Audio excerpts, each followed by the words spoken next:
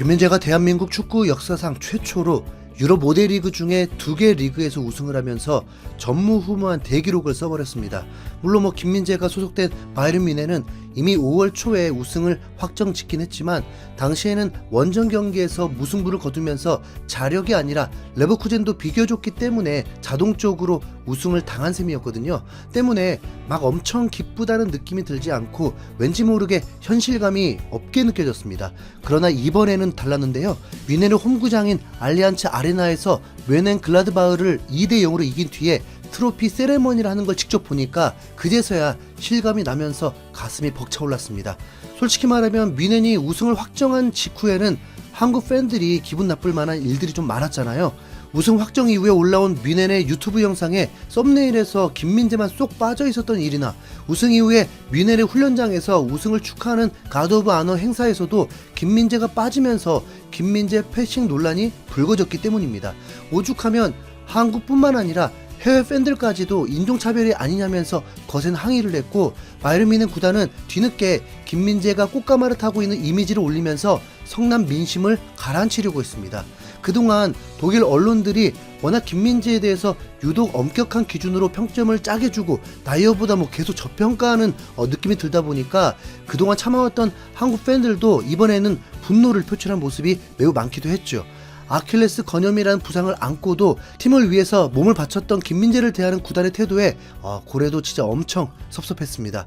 사실 김민재가 혹사당한 건 이번 시즌이 아니라 지난 시즌부터 이어져 온 일이잖아요. 투엘 감독이 있던 지난 시즌에도 12월 전까지 김민재는 뮌헨의 모든 경기에 출전하면서 혹사 논란이 이미 불거졌던 적이 있습니다.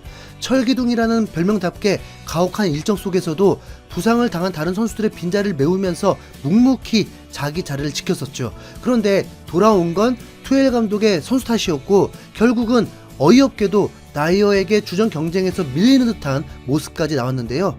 아무리 이해하려고 해도 도저히 이해 못했던 투엘 감독은 결국 바이에른 뮌헨이라는 초강팀을 12년 만에 무관팀으로 만들고 불명예스럽게 팀을 떠나야 했습니다. 그리고 올 시즌에는 맨시티의 레전드이자 수비수 출신인 뱅선 콤파니 감독이 오면서 김민재를 드디어 제대로 써줬죠. 하지만 역시나 다른 선수들이 부상을 당하고 김민재만 강철 같은 체력을 선보이면서 또다시 혹사 논란이 일어났습니다. 심지어 이번 시즌에는 김민재 역시 아킬레스건 부상과 발 부상 등을 겪었지만 진통제를 맞으면서 경기를 소화했습니다.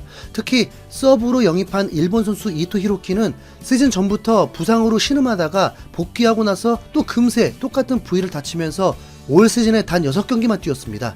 다이어는 건강에도 도움이 안 되는 수준이고 우파메카노 역시 3월에 시즌 아웃을 당하면서 김민재만 또 독박 수비를 했잖아요.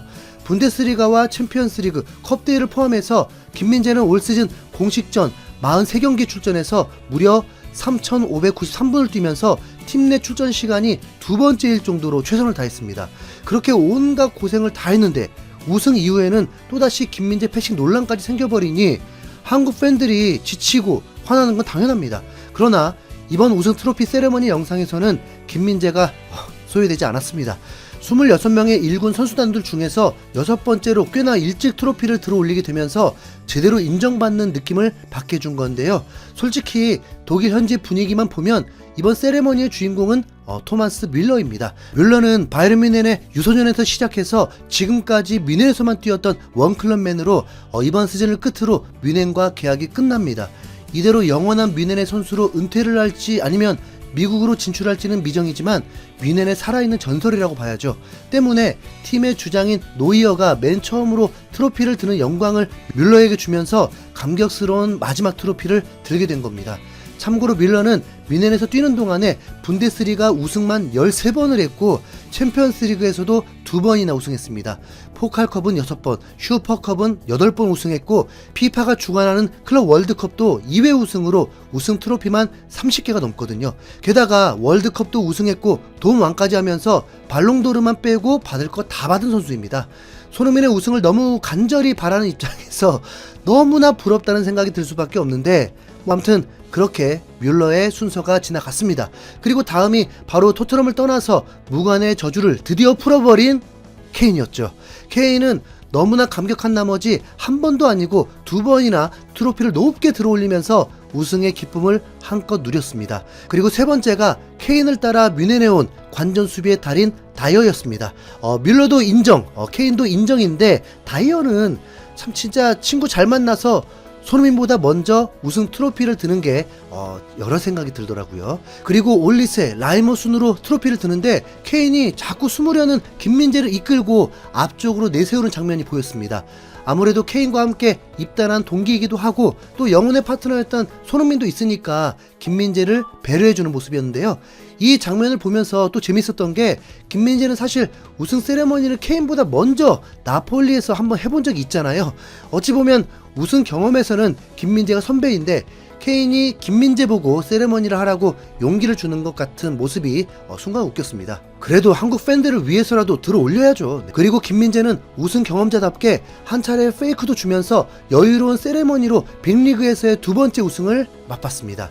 어쩌면 잊고 계셨던 분들도 있을 수 있지만 김민재는 이미 유럽 빅리그에 진출하자마자 나폴리에서 우승을 했던 경험이 있습니다. 그것도 조연이 아니라 완전한 단독주연으로 세리에 올해의 수비수상까지 받으면서 우승을 이끌었던 엄청난 선수입니다. 나폴리로 이적을 했을 당시만 하더라도 유럽 입장에서 김민재는 아직 검증되지 않은 긁지 않은 복권 같은 선수였습니다. 특히나 김민재의 전임자였던 쿨리발리는 이탈리아에서 4시즌 연속 올해의 팀에 들었던 최고의 센터백이었기 때문에 걱정이 많았죠. 하지만 김민재는 이적하자마자 보란듯이 쿨리발리가 생각도 나지 않는 미친 활약으로 나폴리에 33년 만에 리그 우승을 선물했습니다. 참고로 쿨리발리는 그동안 첼시에서 별다른 활약을 하지 못하고 있다가 지금은 사우디 리그에서 활약하고 있습니다. 사우디 리그에서 우승하긴 했지만 유럽 5대 리그 우승은 없고요. 단 한 시즌 만에 자신의 가치를 증명한 김민재는 결국 유럽 최강팀으로 꼽히는 바이에른 뮌헨에 당당하게 입성을 하게 됐습니다. 당시를 돌이켜보면 김민재가 훈련소에 가서 바깥 세상과의 소통이 잘 안되던 시기였는데 뮌헨이 발빠르게 움직여서 김민재를 데려갔죠. 그것도 시원하게 바이아웃 금액을 지르면서 김민재를 모셔갔다고 봐야 합니다. 뮌헨에서 2시즌을 보내는 동안에 솔직히 한국 팬들의 기분이 상하는 일도 적지 않았던 게 사실입니다. 그러나 어쨌든 분데스리가 우승을 했고 대한민국의 역대 최고 센터백은 물론이고 아시아에서도 역대 최고가 됐습니다. 개인적으로는 전 세계에서도 손꼽힐 만한 피지컬과 테크닉을 갖췄다고 생각하는데 유독 독일 매체들의 평가만 박하네요. 현재 뮌헨의 콤파니 감독만큼은 김민재의 가치를 제대로 알아봐주고 있지만 키커나 빌트 같은 독일의 주요 매체들은 김민재에게 계속 안 좋은 평점을 주면서 아직도 김민재를 인정 안 하고 있습니다. 그러다 보니 이제 분데스리가 우승도 했으니 이제 김민재가 또 다른 빅리그로 이적해서 세 번째 우승컵을 들기를 바라는 팬들도 많죠. 하지만 일단 최소 6월까지는 뮌헨에 남아서 트로피 한 개를 더 노려봐야 합니다. FIFA 클럽 월드컵이 6월에 시작하기 때문에 이 대회까지는 우승을 하고 이적을 해도 충분한 시간이 남아 있거든요. 콤파니 감독은 이미 클럽 월드컵을 대비해서 뮌헨이 우승을 확정 짓자마자 김민재에게 휴식을 주면서 컨디션 관리를 하고 있습니다. 작년 10월부터 아킬레스 건염이 있었는데 반년 이상을 참고 뛰어왔기 때문에 한 달 이상 푹 쉬는 게 매우 중요합니다. 클럽 월드컵에서도 우승하고 나면 그때 프리미어리그로 진출을 해도 되니까요. 뉴캐슬, 첼시, 맨유 등등 김민재를 원하는 프리미어리그 팀들은 이미 엄청나게 많고 또 인터밀란이나 유벤투스 같은 세리에의 초강팀들도 김민재를 원하고 있는데요. 이탈리아에서는 한번 우승해 봤으니까 이번에는 프리미어리그가 더 나을 것 같은데 여러분의 생각은 어떠신지 댓글로 알려주십시오. 위대한 수비수 김민재의 우승을 다시 한번 축하하며 이만 영상 마치도록 하겠습니다. 흰수염고래였습니다. 시청해주셔서 들어오셔서 감사합니다.